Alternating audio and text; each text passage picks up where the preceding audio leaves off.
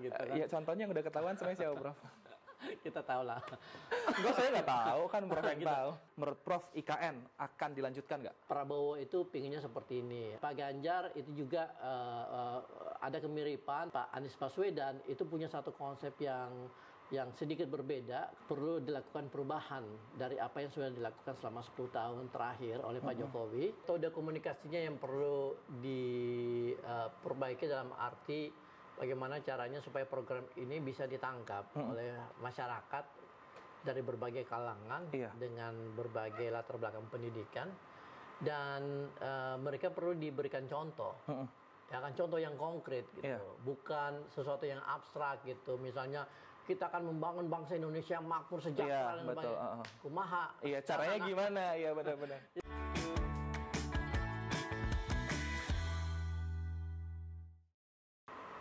Halo, selamat datang di Election Talks Behind the Stage. Dan dalam episode kali ini kita akan membahas mengenai tentunya politik yang semakin menarik karena semakin mendekati 2024, banyak kejadian yang harus kita perhatikan. Tidak hanya kejadian, tapi juga sebenarnya harus visi misi yang juga harus kita lihat dari ketiga calon presiden kita, ada Prabowo Subianto, Ganjar Pranowo, dan juga Anies Baswedan. Sebenarnya apa sih yang ingin mereka tampilkan? Apakah memang hanya gimmick-gimmick yang kita bisa lihat semuanya di sosial media, atau memang ada ide-ide atau gagasan yang paling akan ditonjolkan dibandingkan dengan gimmick-gimmick itu? Kita akan bahas semuanya di sini bersama dengan narasumber kita yang sudah hadir. Itu ada Prof. Zulfikar Amir, sosiolog dari NTU. Selamat datang, Prof. Terima kasih, Pesan. Apa kabar ini? Sehat ya, Prof? Alhamdulillah baik. Alhamdulillah. Nah, ini kita langsung aja, Prof. Prof, kita lihat kan sekarang udah mendekati pendaftaran. Ya. Dan juga sebentar lagi kita, ya saat ini calonnya 3, yang 1 sudah ada wakil, 2 belum ada wakil. Nah, tapi yang terlihat di sosial media, yang dilihat masyarakat adalah banyaknya gimmick-gimmick yang dilakukan oleh ketiganya. Ya. Dengan menggunakan pakaian milenial, gitu, atau mengunjungi tempat-tempat yang viral, gitu. Ini menurut Prof, apakah memang komunikasi ini yang memang ingin diciptakan oleh ketiganya atau seperti apa? Menurut saya gimmick itu hal yang lumrah ya. Di mana-mana itu namanya politik elektoral, kontestasi elektoral itu selalu melibatkan hal-hal yang bersifat simbolik.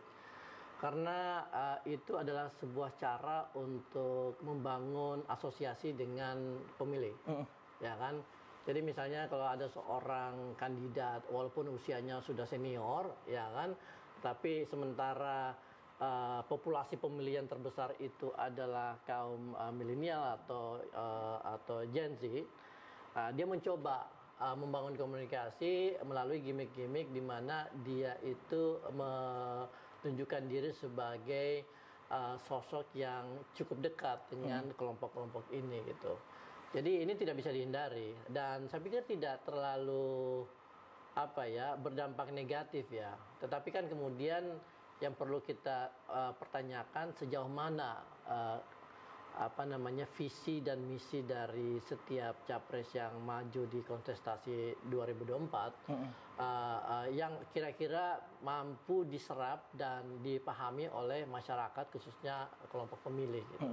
Nah, gimmick ini kan masih berjalan, tapi sebenarnya masyarakat memang inikah yang diinginkan masyarakat, gimmick-gimmick ini, atau seperti apa, Prof? Ya, sebenarnya masyarakat tidak menginginkan gimmick ya. Tentu mereka ingin agar capres ini itu bisa lebih terbuka di dalam memberi janji atau visi yang kira-kira punya dampak terhadap mereka ketika orangnya terpilih menjadi pemimpin Republik Indonesia kan. Cuma kemudian yang namanya logika pemilih itu kan beda-beda ya. Ada pemilih yang akan menentukan pilihannya berdasarkan faktor-faktor tertentu, misalnya faktor-faktor personalitas, faktor-faktor istilahnya itu track record ya. Lalu kemudian ada yang bersifat konsep dan sebagainya gitu. Jadi ada spektrum yang luas yang bisa digunakan oleh pemilih ketika mereka menentukan kira-kira siapa yang akan mereka coblos nanti di Pilpres 2024. Dan itu yang menurut saya bersifat sangat sosiologis karena kan setiap kelompok sosial itu memiliki cara berpikir yang berbeda-beda ya, memiliki kepentingan yang berbeda-beda gitu. Dan inilah yang menentukan pilihan mereka nantinya gitu. Jadi tantangan buat setiap capres adalah mengidentifikasi logika dan rasionalitas setiap pemilih ketika mereka akan menentukan capres mana yang akan di vote atau dipilih gitu. Kalau untuk logika dan logika pemilih, menurut Prof, yang paling kena komunikasi politiknya dari ketiga capres ini siapa? Nah, saya belum tahu ya secara dalam gitu, karena saya belum bisa membandingkan satu dengan yang lain dalam hal membangun logika. Tapi kalau misalnya kita lihat dari beberapa event yang sudah diorganisir sama beberapa media dan podcast ya, para capres ini sudah menunjukkan ide dan gagasan yang akan dibawa sebagai basis dari program mereka nantinya gitu kan. Misalnya kemarin di acara Mata Najwa itu dengan sangat baik acara itu memaksa para tiga capres ini untuk mengeluarkan isi kepala mereka gitu kan. Dan dari situ kita bisa melihat, oh misalnya Pak Prabowo itu pinginnya seperti ini. Dia akan melanjutkan IKN, melanjutkan hilirisasi, lalu kemudian basically istilahnya itu Jokowi 2.0 lah, ya kan kalau dia gitu. Sementara Pak Ganjar itu juga ada kemiripan, tapi kemudian ada beberapa hal yang ditambahkan yang menurut saya menarik sekali karena dia sangat concern dengan beberapa isu gitu ya, termasuk yang terkait dengan pendidikan dan digitalisasi. Sementara Pak Anies Baswedan itu punya satu konsep yang sedikit berbeda karena dia berangkat dari satu premis di mana perlu dilakukan perubahan dari apa yang sudah dilakukan selama 10 tahun terakhir oleh Pak Jokowi, dan perubahan ini adalah hal yang bersifat alamiah gitu, karena tidak ada kemajuan tanpa perubahan ya, dan perubahan yang kemudian dia ingin angkat dengan menetapkan beberapa isu-isu utama mulai dari reindustrialisasi, lalu kemudian prinsip keadilan di dalam penyediaan layanan publik, lalu kemudian penekanan yang sangat kuat pada aspek pendidikan karena kita tahu Pak Anies ini itu bekas Menteri Pendidikan dan beliau bekas dosen dan tahu sekali gitu dengan situasi dan kondisi pendidikan Indonesia gitu. Nah, sebenarnya kan memang kemarin ide-ide sudah dimunculkan dalam beberapa program yang ditayangkan, entah itu di media sosial ataupun di TV. Tapi sebenarnya ide-ide ini entah kenapa masyarakat Indonesia kalau berdasarkan survei Litbang Kompas tidak menjadi poin utama. Karena yang poin utama di sini adalah sosok di mana memiliki pribadi yang sederhana dan merakyat, itu 31,1%, tegas dan berwibawa, lagi-lagi sosok 25,0%, dan juga memiliki pengalaman dan prestasi sebagai pemimpin daerah itu 21,6%. Sementara kalau untuk punya rekam jejak kinerja bagus itu hanya 2,5%. Prof, ini apakah memang artinya ketika jualan ide itu nggak laku ke masyarakat? Sebenarnya nggak juga sih. Jadi kalau misalnya kita bagi dua dari semua kategori itu ya, ada dua kelompok. Pertama itu aspek personalitas, yang kedua adalah aspek kompetensi. Ya kan, kompetensi mencakup track record, kemudian prestasi yang dilakukan sebelumnya, lalu kemudian jabatan-jabatan yang pernah dia pegang gitu, dan perubahan-perubahan apa yang dia sudah lakukan dan dampak-dampaknya terhadap masyarakat. Sementara personalitas itu ya termasuk yang tadi kedekatan dia dengan masyarakat, kemampuan dia mengasosiasikan dirinya dengan simbol-simbol yang dipegang kuat oleh masyarakat, misalnya apakah dia seorang yang religius, ya kan, atau dia seorang yang sangat sederhana, dia seorang yang sangat santun dan sebagainya gitu. Nah, dua hal ini memang tidak pernah terpisah satu sama lain, ya kan.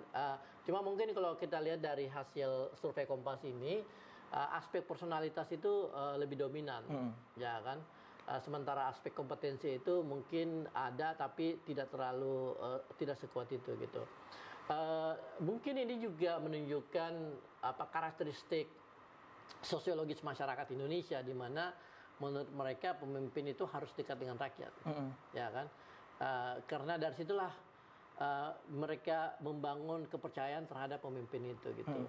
Jadi kalau misalnya dia melihat seorang pemimpin yang apa namanya yang punya gaya hidup yang berbeda dengan gaya hidup mereka yang terlalu mewah, lalu kemudian kalau misalnya berbicara itu sangat angkuh dan sebagainya, tentu mereka menganggap wah ini orang tidak mewakili identitas saya sebagai warga negara ya.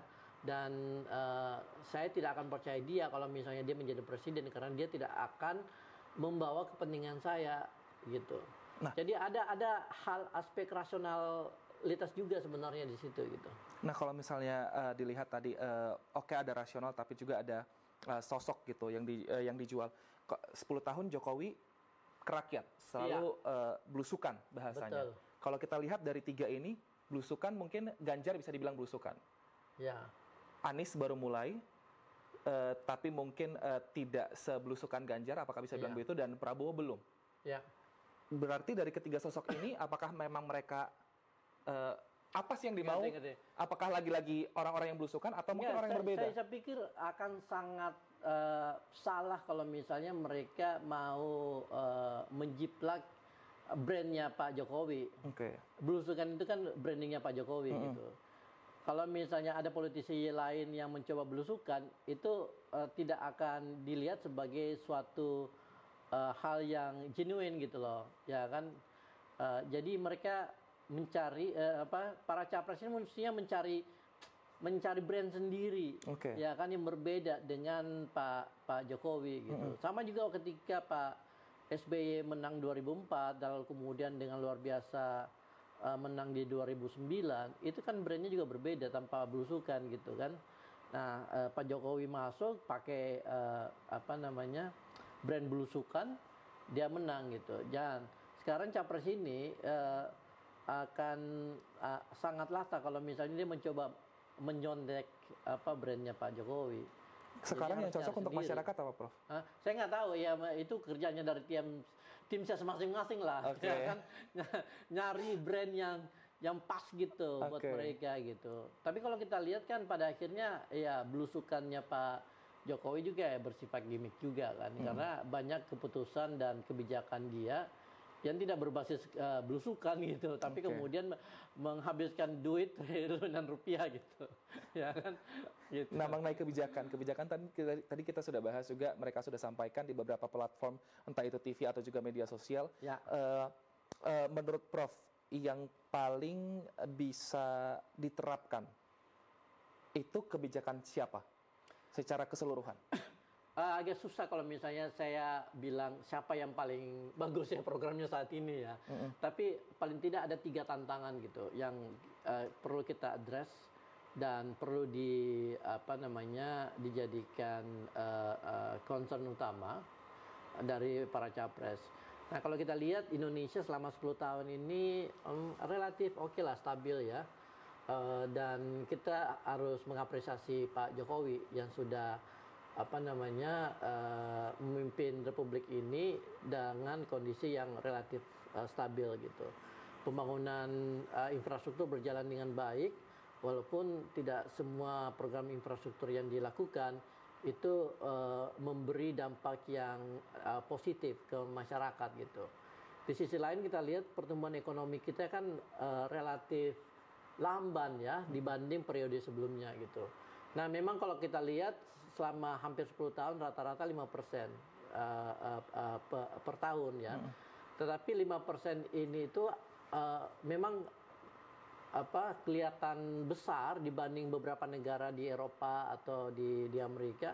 Tetapi kalau kita bandingkan dengan negara-negara Asia lain yang merupakan kompetitor kita, itu lebih rendah gitu. China, lalu kemudian Vietnam dan sebagainya gitu. Jadi kita perlu melakukan upaya supaya pertumbuhan ekonomi ini bisa lebih tinggi dari itu gitu. Nah, itu tantangan yang pertama. Tantangan yang kedua itu adalah fakta bahwa kalau kita lihat jumlah tenaga kerja yang ada di Indonesia itu ada sekitar berapa ya, 120 atau 130 juta. Hampir 60% itu tenaga sektor informal. Ya kan? Nah, apa konsekuensi dari begitu besarnya pekerja kita yang statusnya itu pekerja informal? Mereka tidak mendapatkan penghasilan yang layak. Ya, jadi misalnya pekerja informal itu salah satu contohnya driver ojol, ya kan? Perusahaannya sih formal gitu. Orang-orang yang bekerja di perusahaan Gojek dan Grab itu ya pekerja formal. Tetapi ada jutaan driver mereka itu yang statusnya pekerja informal gitu, yang gajinya itu tidak stabil, penghasilannya tidak stabil, dan karena itu mereka tidak bisa mendapatkan layanan publik yang memadai, ya, sehingga kualitas hidupnya juga rendah, dan akhirnya mereka tidak bisa bayar pajak, ya kan? Dan karena itu tax ratio kita itu rendah banget, ya kan? Nah, gimana caranya supaya 60% pekerja informal ini itu bisa dibalik menjadi pekerja formal. Jadi targetnya itu mestinya by 2029 nanti kalau misalnya siapapun yang terpilih jadi presiden di 2024, mestinya kondisi ini diubah. Jadi paling tidak porsi dari pekerja formal itu adalah 60%. Oke. Itu dampaknya luar biasa tuh. Ya kan? Jadi masyarakat kita akan mendapatkan peningkatan kualitas hidup ketika mereka punya pekerjaan yang bersifat formal dengan gaji yang tetap, dengan penghasilan yang stabil, dan layanan kesehatan yang memadai gitu. Oke. Seperti itu. Berarti ekonomi sama sektor pekerjaan. Iya. Ini dari dua ini aja, Prof. Ya. Visi misi yang mendekati dari tiga itu siapa? Nah, saya belum melihat Pak Prabowo mengangkat isu itu. Saya juga belum melihat Pak Ganjar, walaupun mungkin secara implisit ada. Tetapi saya tahu bahwa itu dijadikan salah satu visi dan misi dari Pak Anies. Oke. Kalau Pak Anies menyebutkannya seperti apa? Apakah memang bisa untuk diterapkan? Jadi salah satu solusi untuk meningkatkan jumlah pekerja formal itu adalah dengan meningkatkan atau membangkitkan kembali sektor industri manufaktur sebagai tulang punggung perekonomian. Oke. Jadi istilahnya itu reindustrialisasi, ya kan? Jadi rencananya kalau misalnya kita bisa membangun lebih banyak industri dan menyerap tenaga kerja, orang-orang yang masuk ke industri kan akan menjadi pekerja formal, ya kan? Penghasilannya akan stabil, mereka dapat layanan kesehatan, dan kualitas hidupnya akan membaik gitu.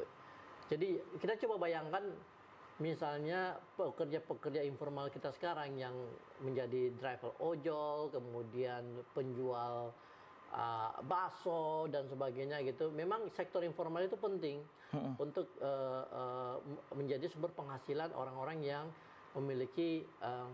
tidak memiliki akses dan keterampilan yang tinggi gitu kan. Tetapi ini yang harus diubah, ya kan? Dan orang-orang ini harus dipindahkan dari sektor informal ke formal, jadi mereka bisa kerja di pabrik, mereka kerja di kantor, ya seperti kalian-kalian lah. Sebenarnya mirip dengan Ganjar dan juga Prabowo. Di sini Ganjar ada menginginkan inovasi dan stabilisasi bahan pokok dengan cara menggenjot semua sentra produksi, dan juga Prabowo sama ini dengan mengaktifkan organisasi-organisasi daerah dan juga pengusaha-pengusaha daerah supaya bisa swasembada pangan di daerah masing-masing. Nah, tapi ini yang biasanya kan hanya disampaikan saja, tapi untuk penerapannya kita nggak tahu. Sementara yang merasakan sendiri nanti masyarakat, ada yang masuk pemilih-pemilih ini.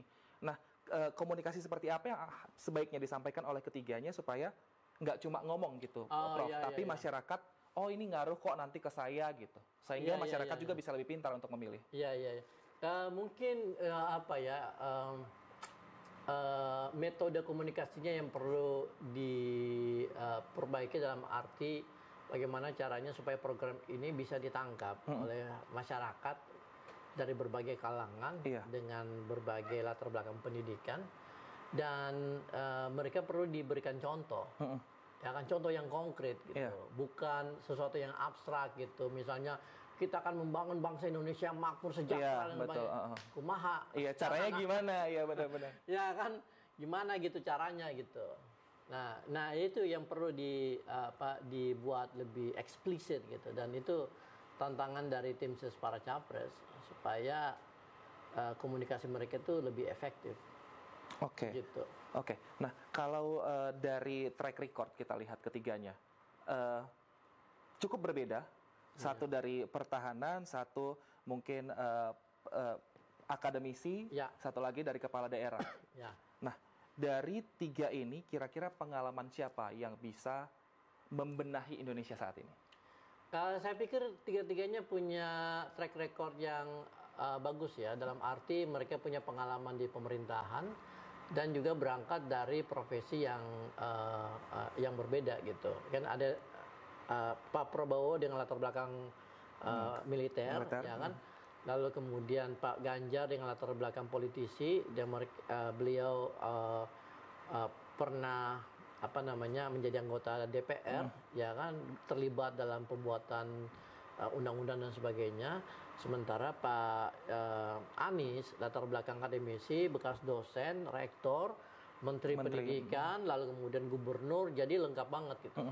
Ya kan, jadi menurut saya tiga-tiganya itu punya kekuatan yang relatif berimbang lah dalam hal kompetensi dan track record gitu, ya kan. Jadi tidak ada dari mereka yang tiba-tiba baru jadi anggota partai 2 hari kemudian jadi ketua umum gitu kan. Oh, siapa itu? Siapa tuh, Prof? jadi nggak jelas. Oke. Jadi tiga ini kita bersyukur lah, tiga-tiganya punya track record yang solid lah gitu. Oke. Nah, gitu. Oke. Kita bahas sedikit soal ini ya, Prof.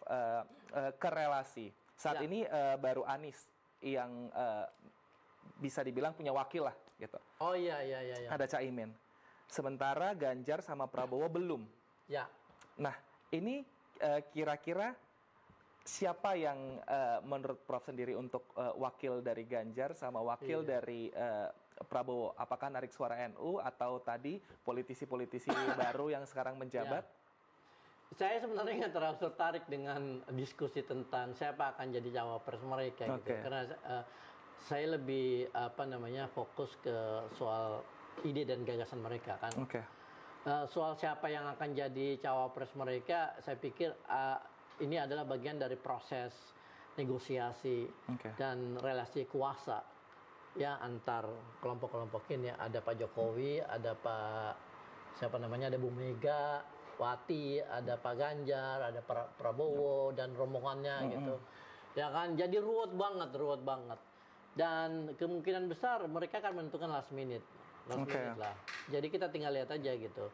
Mungkin ada kejutan, tapi mungkin juga endingnya itu boring gitu.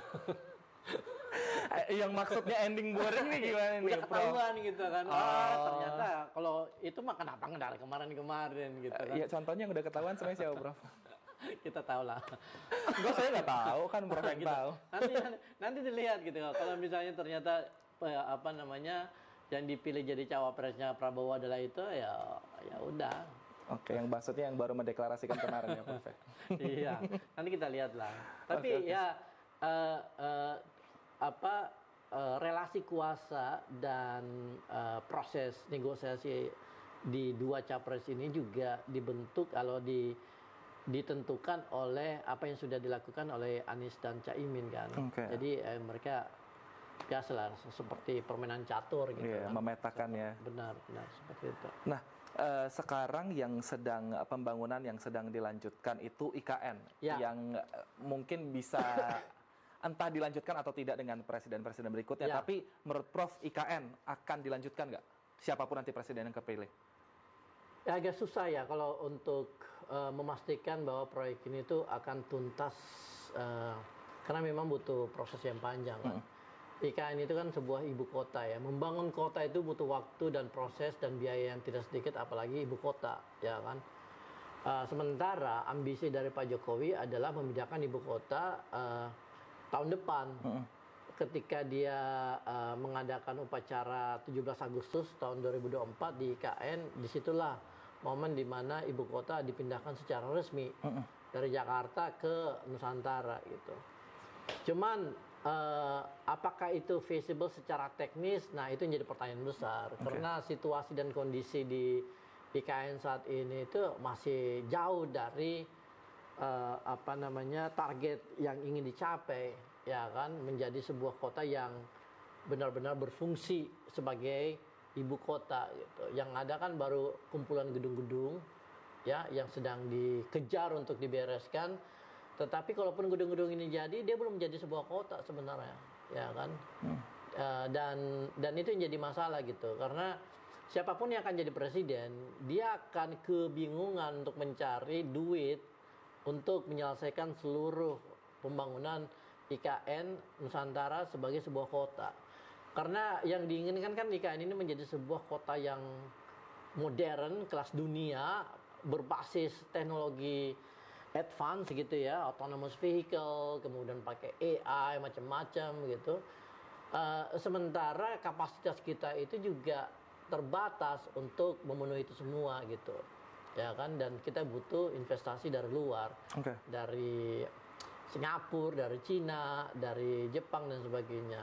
Masalahnya sampai saat ini belum ada investor asing yang benar-benar tertarik dan committed untuk melakukan investasi di IKN.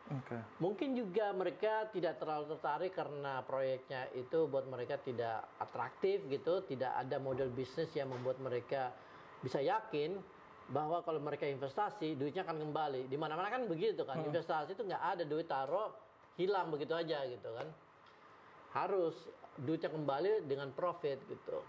Nah itu yang mungkin mereka tidak lihat cukup menjanjikan gitu dengan proyek IKN. Berarti yang dilihat adalah bukan karena pro Jokowi atau program Jokowinya, tetapi karena memang secara teknisnya yang menjadi PR mereka. Iya, secara finansial, secara teknis itu sangat challenging ya untuk pemerintahan berikutnya gitu. Dan saya agak skeptis bahwa IKN ini akan benar-benar layak menjadi sebuah kota ya ketika Pak Jokowi memindahkan ibu kota dari Jakarta ke Nusantara tahun depan gitu.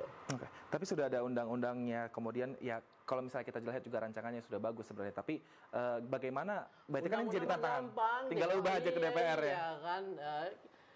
Undang-undang IKN itulah undang-undang tercepat sepanjang sejarah Republik Indonesia yang dibuat oleh anggota DPR. Salut kan sama DPR kan. Padahal biasanya undang-undang lain banyak yang bermasalah ya. Undang-undang kekerasan seksual itu berapa lama gitu kan? Ya kan. Jadi berarti ini artinya keputusan lanjut atau tidak itu di presiden yang terpilih nanti? Oh iya pasti. Pasti kan. Walaupun tentu Pak Jokowi sudah akan bukan menampilkan, tetapi sudah meresmikan Nusantara sebagai ibu kota. Ya kan. Nah, buat Pak Jokowi itu adalah point of no return. Kalau udah dipindahin, nggak mungkin dong dibatalin gitu kan, ya kan. Nah masalahnya mungkin dibatalkan tidak bisa, tetapi kemudian dilanjutkan juga mandek gitu. Karena nggak ada duit cukup kan, kayak gitu. Jadi butuh duit yang luar biasa besar dan budget 466 triliun yang direncanakan dihabiskan untuk membangun IKN Nusantara, kemungkinan besar itu akan membengkak. Karena begitu banyak ketidakpastian dalam membangun sebuah sistem yang begitu kompleks seperti ibu kota ya. Nah, tadi saya mau bilang apa ya? Sebentar. Aduh lupa. Tapi ya seperti itulah gitu. Jadi tantangannya di situ. Tapi kalau dari misalnya dari 3 calon presiden ini, visible nggak sebenarnya untuk ketiganya melanjutkan proyek IKN di tengah kendala teknis tadi? Nah, ya tergantung apakah mereka mau menghabiskan energi untuk membiayai pembangunan IKN, karena secara fiskal juga kita sangat terbatas kan.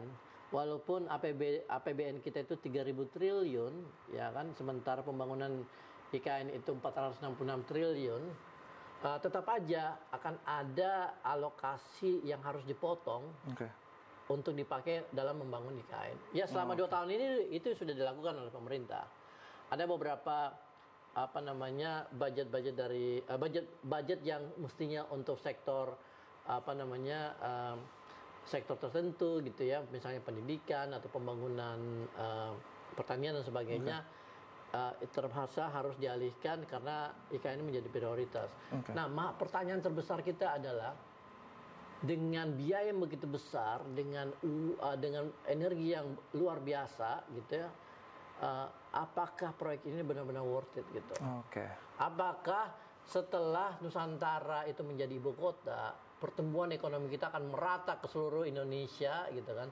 Apakah setelah Nusantara ini resmi menggantikan Jakarta, pertumbuhan ekonomi kita itu akan naik tinggi gitu. Nah, itu ya kan.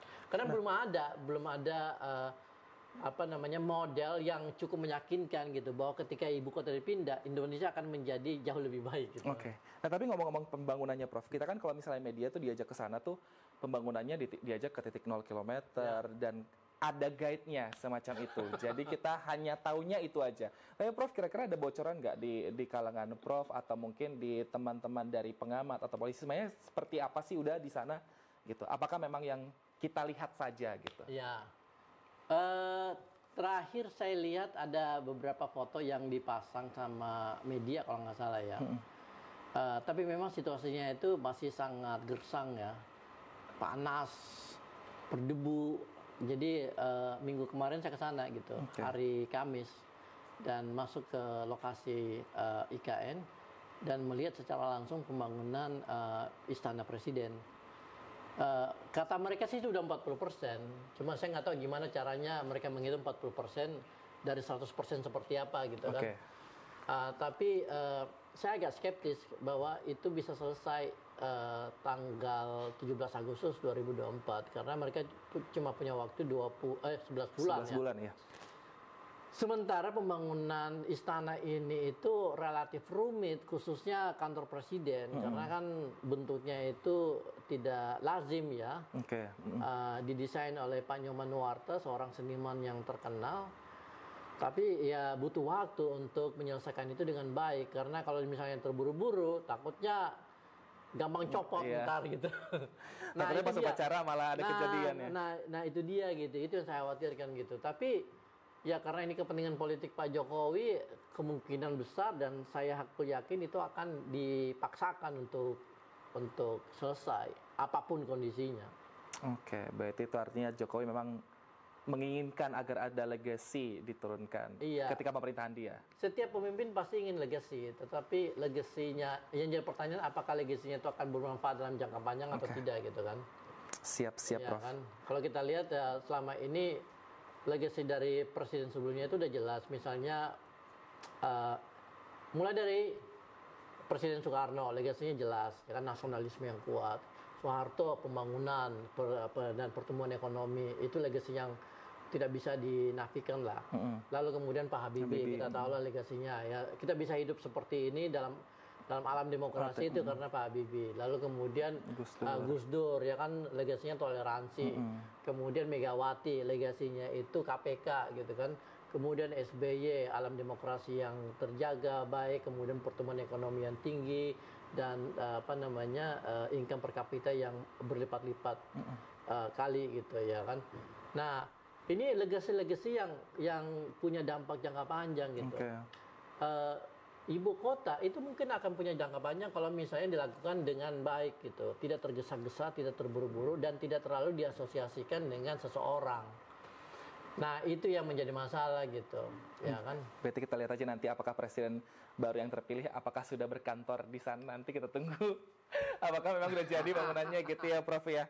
Terima kasih Prof Zulfikar Amir telah bergabung bersama kami di sini. Semoga apa yang kita bicarakan di sini semuanya bisa dimaknai secara positif oleh teman-teman semua dan juga bisa membuka lagi ya wawasan politiknya dan juga komunikasinya kepada para penonton dan juga bisa menentukan mungkin siapa yang akan dipilih nanti di 2024. Semoga bisa diambil 1-2 poin dari sini. Nah, itu dia tadi perbincangan kita di Election Talks Behind the Stage. Dan jangan lupa untuk selalu subscribe juga YouTube channelnya di Sekolah Politik dan Komunikasi, dan juga follow di semua sosial medianya biar kamu lebih tahu dan juga lebih update mengenai informasi-informasi politik yang akan kita hadapi khususnya di tahun ini hingga 2024 dan juga ke depannya nanti. Saya Wilson Purba pamit undur diri dan juga terima kasih Prof sudah hadir di sini. Terima kasih sama-sama. Siap, sampai jumpa, sehat selalu. Bye.